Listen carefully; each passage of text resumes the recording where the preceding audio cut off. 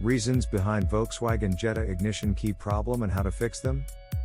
The ignition key allows you to start your car engine. In addition to that, when twisted, the ignition key energizes the following parts: the starter, different components of the ignition system, lights and other electrical accessories. If your Volkswagen ignition key has flaws, you will encounter all sorts of problems. Read on to see what might be going on with your ignition key. Volkswagen Jetta ignition key problems: 5 common reasons. Faulty ignition lock cylinder.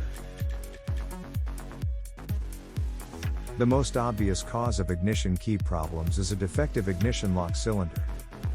It is an important part of your car's ignition switch where you stick the key in. Flawed wafer tumblers and pins of the lock cylinder can cause ignition key problems. Damaged key. Another reason why your ignition key may not work is flaws with the key itself. If your key is misshaped or bent, your car might not accept it. Improperly positioned gear selector. In some cases, improper gear selector position can result in ignition key problems.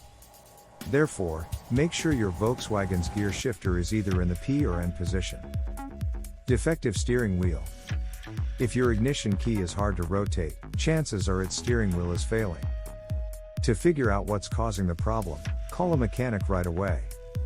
Dying key fob battery, unique to keyless ignition. If your car is equipped with keyless ignition, the ignition key problem can be caused by a dying key fob battery.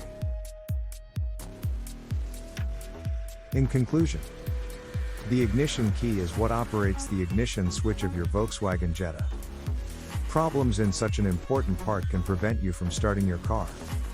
Therefore, if you're suspecting that your ignition key has flaws, get it checked out by a professional.